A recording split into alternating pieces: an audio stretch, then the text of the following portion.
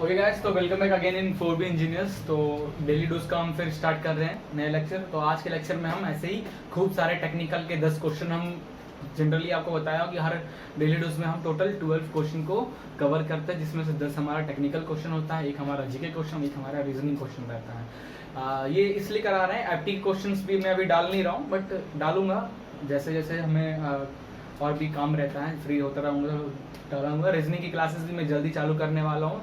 Engineering से related, technical से related जो भी रीजनिंग के सारे टॉपिक्स है, वो सारे टॉपिक्स को मैं बहुत डिटेल में आपको बताने वाला हूँ। समझ लो, आपको मज़ा आने वाला है।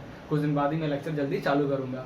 तो आज के लेक्चर में चलिए हम लेट नहीं करते हैं, जल्दी से चालू करते हैं, क्वेश्चन स्टार्ट करते हैं। पहला क्वेश्चन देखो, आपको दिख रहा होगा, eight critical point enthalpy of vaporisation is get 2016 में क्वेश्चन पूछा गया था। देखो, मैं क्वेश्चंस आपको ऐसे बताऊंगा, कुछ ऐसे क्वेश्चंस देखो गेट में या फिर किसी भी इंजीनियरिंग सर्विस वाले एग्जाम्स में ले लो तो काफ़ी हार्ड क्वेश्चन आते हैं। जरूरी नहीं है पेपर 100% बना है तो ऐसा होता, मैक्सिमम चांस होता है कि 50% आपका पेपर टफ आएगा, 50% पेपर आपका इजी आएगा। और कहा जाए ऐसा तो 60 to 60% गेट हो गया, ईएस ले लो तो 80% 70% चलो मैं मान रहा हूँ गेट और ईएस वाले एग्जाम्स में कि आपके काफ़ी ज़्यादा न्यूमेरिकल्स वाले क्वेश्चंस आ रहे हैं, बट 30% आपका थ्योरेटिकल क्वेश्चन आता है, 100% है। और वही आप एसएससी जे ले लो, आरआरबी जे ले लो, तो 80% आपका थ्योरेटिकल क्वेश्चन आते हैं। तो वही सब मैं सारे ज़्यादा टफ वाले न्यूमेरिकल मैं नहीं करा सकता, क्योंकि उसके लिए आपको कॉन्सेप्ट रेडी करना होगा। कॉन्सेप्ट रेडी नहीं है तो मैं जो क्वेश्चन करा रहा हूँ, ये ऐसा क्वेश्चन हैं जो कि आपको किसी भी लेवल पे आपको ये समझ में आ जाए कुछ टॉपिक्स। अब आप इंटरव्यू देने जाओ किसी कंपनी में, आप पढ़ रहे हो अभी सेकंड ईयर में, थर्ड ईयर, नॉट डिपेंड, ये सब क्वेश्चन आपको जानना चाहिए as a mechanical engineer. Clear है? तो पहला क्वेश्चन यही है, क्रिटिकल पॉइंट पे एंथैल्पी ऑफ वेपोराइजेशन क्या हो जाएगा। जब भी ऐसा वेपोराइजेशन वाले टर्म्स का यूज करे, क्रिटिकल पॉइंट वाले वर्ड्स को यूज करे, तो एक डायग्राम आपके माइंड में तुरंत आना चाहिए, प्योर सब्सटेंस वाला डायग्राम। ठीक है,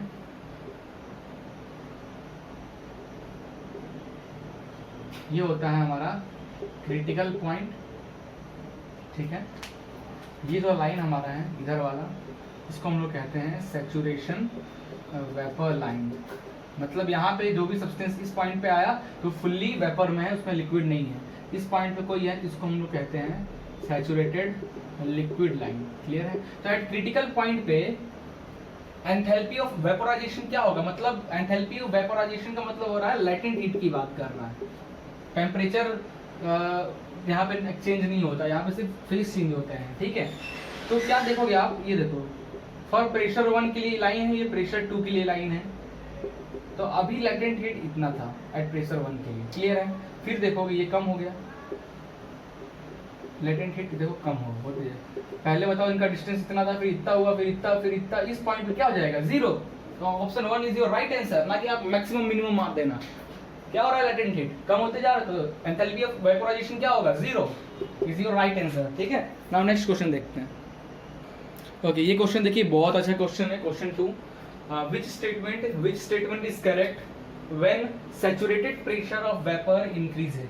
सैचुरेटेड प्रेशर ऑफ वेपर की बात कर रहा है, इस टर्म में भी आपको ये डायग्राम तुरंत याद आना चाहिए। बताया था सैचुरेशन लाइन है, ये वेपर लाइन है, ये डायग्राम आपको याद आना चाहिए। ठीक है, ये प्रेशर टेम्परेचर का भी होता है, प्रेशर एंट्रोपी का भी होता है। क्लियर है? तो मैंने ये मार्क नहीं करा, बस डायग्राम को याद होना चाहिए। ध्यान से देखोगे तो बस इसमें हमें ये पता होना, कुछ चीज़ें पता होना चाहिए कि ये हमारा क्रिटिकल पॉइंट होता है, इस लाइन को हम सैचुरेटेड लिक्विड लाइन कहते हैं, सैचुरेटेड लिक्विड लाइन कहते हैं। इस लाइन को हम क्या कहते हैं, सैचुरेटेड वेपर लाइन कहते हैं। क्लियर है? Thank you. और इस पे जो ये हम बनाते हैं किसी सब्सटेंस का, उसका डिटेल होता है। क्लियर है? तो आप ध्यान से देखोगे, pressure P1, pressure P2, pressure P3। Okay, तो प्रेशर क्या हो रहा है, इंक्रीज हो रहा है, प्रेशर इधर की ओर इंक्रीज हो रहा है। तो कह रहा है कि saturation pressure of vapour increase करेंगे तो कौन सा स्टेटमेंट इसमें से जो है सही है। Saturation temperature decreases, enthalpy of temperature decreases, ये ऑप्शन तो काट ही दो आप, ये तो दिखना ही नहीं चाहिए, एकदम गलत है। प्रेशर आप बढ़ा रहे हो तो टेम्परेचर भी तो बढ़ा रहा है, तब तो ये सैचुरेशन पॉइंट पे जा रहा है, ये तो गलत है, एकदम खत्म होगा, डिक्रीज होगा ही नहीं। Enthalpy of evaporation decreases, enthalpy of evaporation increases, CV of change of face, इससे तो कोई लेना ही देना नहीं है। ठीक है, ये दोनों ऑप्शन में से कोई एक सही होगा। एंथैल्पी ऑफ इवापोरेशन डिक्रीजेस या एंथैल्पी ऑफ इवापोरेशन इंक्रीजेस, क्या है देखो, प्रेशर एक्सचेंज कर रहे हो, अभी देखो दिस पॉइंट,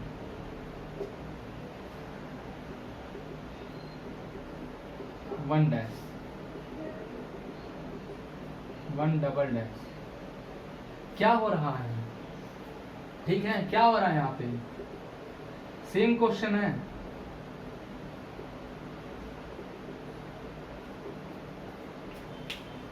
पहला जो था, पहले प्रेशर P1 के लिए लेटेंट हीट इतना था, एंथैल्पी इतना ज्यादा था। सेकंड P2 के लिए इतना हो गया लेटेंट हीट, P3 के लिए लेटेंट हीट इतना हो गया। क्या हो रहा है, डिक्रीज हो रहा है लेटेंट हीट, तो एंथैल्पी ऑफ क्या होगा, enthalpy of evaporation is decreases. Option 2 is your right answer, ठीक है। आइए ये क्वेश्चन कीजिए, क्वेश्चन नंबर 3 गेट का क्वेश्चन नहीं है, ठीक है।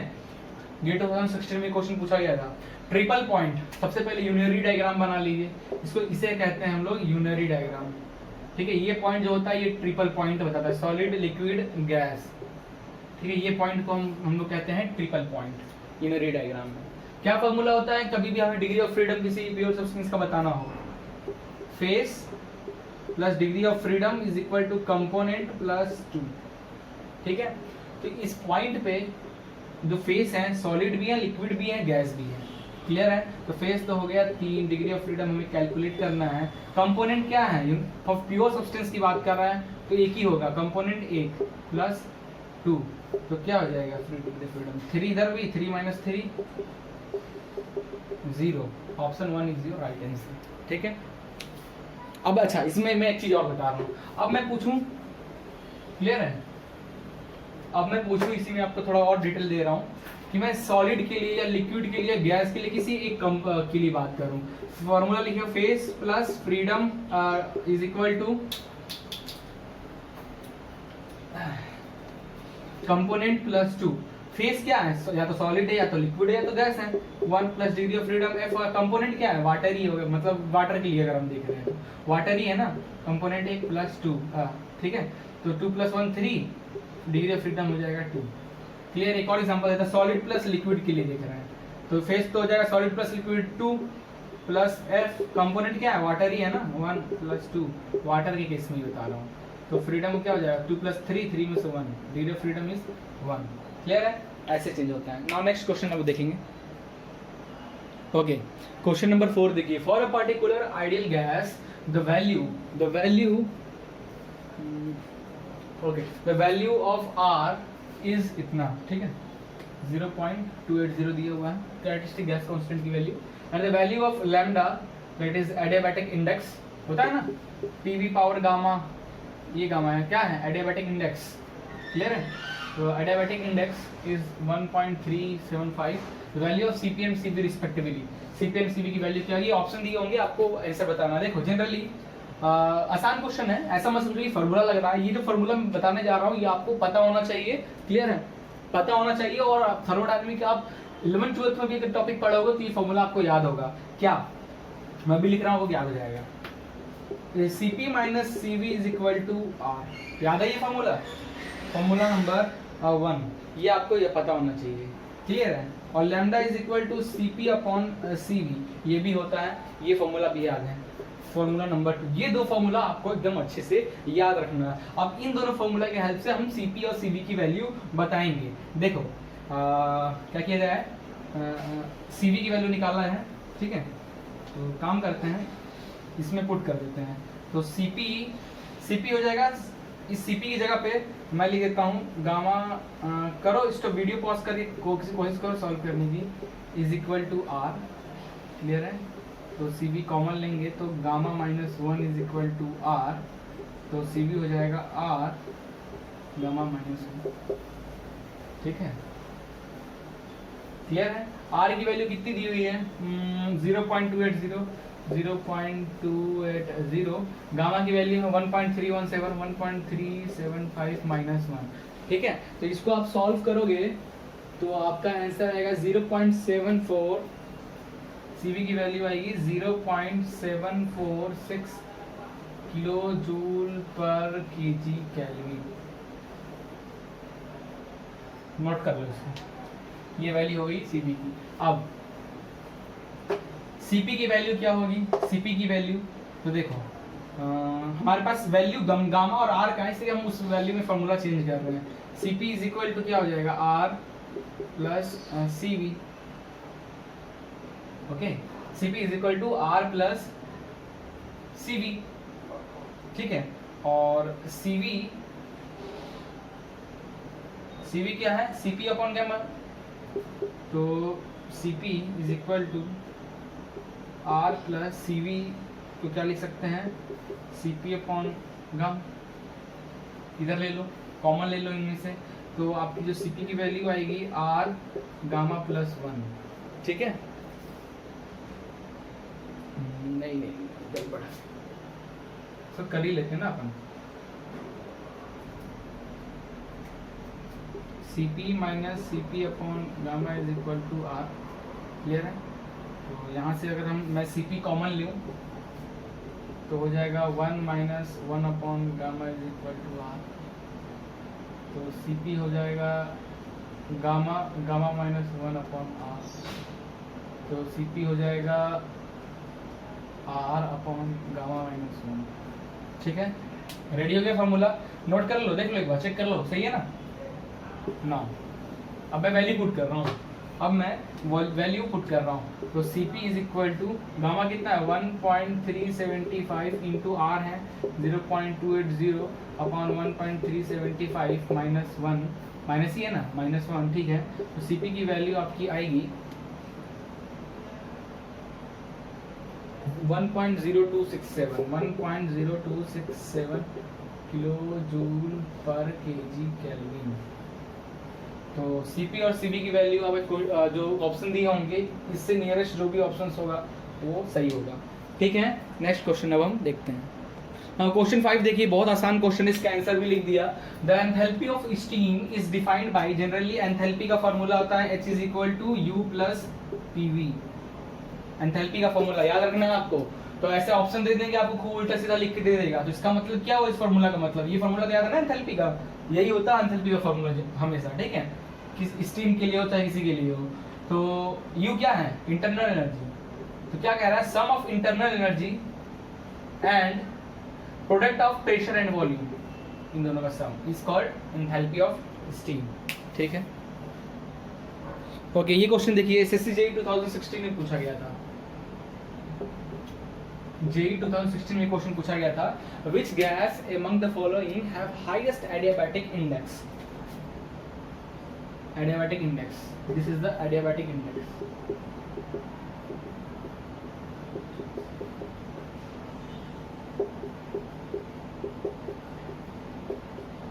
ठीक है, याद है ना, PV और गामा आइसोथर्मल एडियाबैटिक में यूज करते हैं ये वैल्यू, क्लियर है ना। तो एडियाबैटिक इंडेक्स, इनमें से नाइट्रोजन, ऑक्सीजन, हीलियम, मीथेन, इनमें से किनका ज्यादा होता है? तो जनरली जो एडियाबैटिक इंडेक्स है वो डिपेंड करता है कि टाइप्स ऑफ गैसेस किस टाइप का है। तो अगर आप चाहते हैं कि एडियाबैटिक इंडेक्स आपको किसकी ज्यादा है, तो जनरली टाइप ऑफ गैसेस में देखा जाए तो मोनोएटॉमिक गैसेस जो होते हैं उनका हमेशा एडियाबैटिक इंडेक्स ज्यादा होता है। तो इसमें से नाइट्रोजन, ऑक्सीजन, हीलियम और मीथेन में से मोनोएटॉमिक गैस कौन से हैं? तो option 3 is your right answer. Helium is a monoatomic gas which have highest adiabatic index which is equal to 1.37, ठीक है, याद रहेगा। मोनोएटॉमिक गैसेस मतलब सिंगल एटम वाले गैसेस। चलिए इस क्वेश्चन का आंसर बताइए।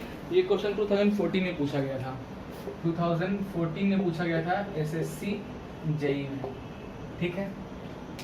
System consisting more than one face of face, more than one face से ज्यादा हो उस सिस्टम को क्या कहते हैं? Isolated system. ओपन सिस्टम की बात करें तो ओपन सिस्टम में क्या ऐसा खुला है, यहाँ पे अगर लिक्विड है तो यहाँ क्या हो रहा है? Both mass and energy will be exchange.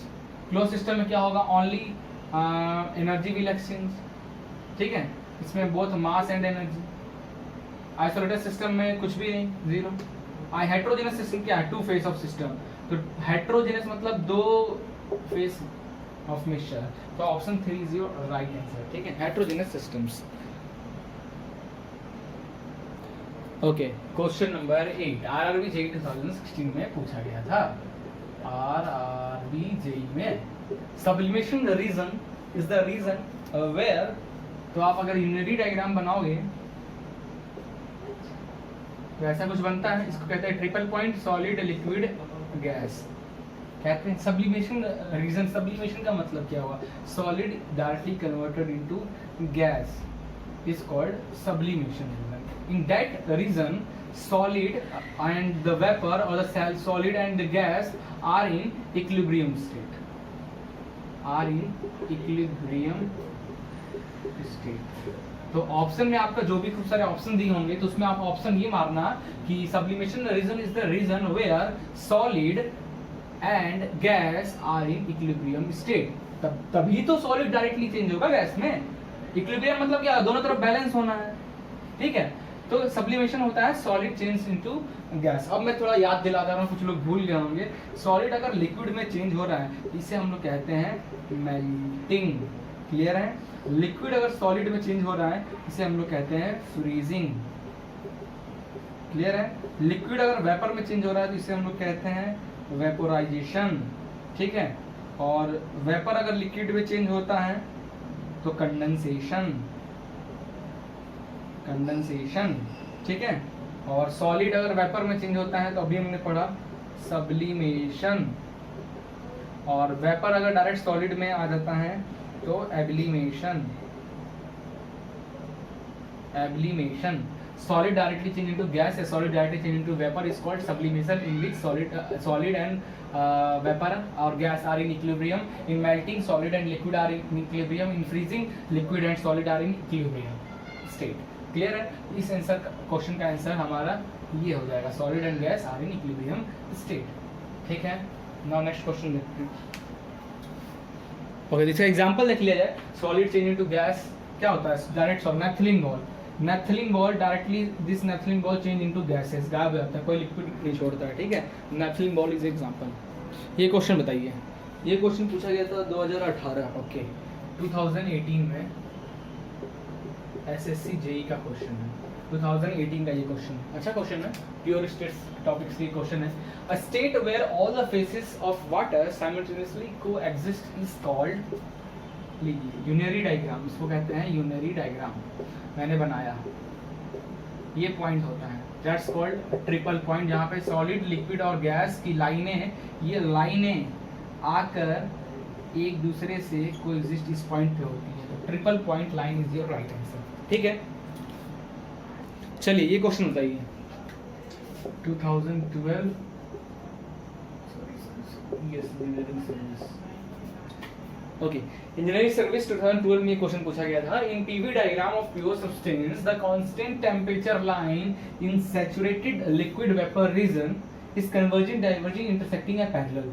तो इसके लिए तो आपको बनाना पड़ेगा पीवी डायग्राम फॉर किसके लिए, प्योर सब्सटेंस के लिए हम बनाते हैं।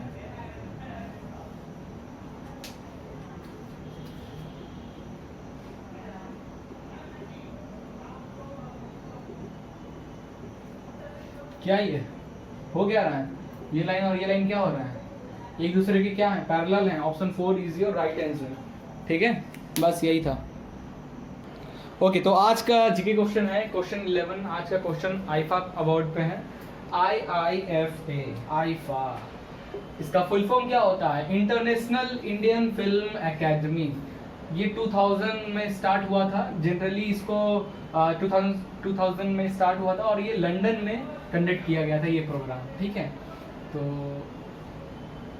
आज 20 साल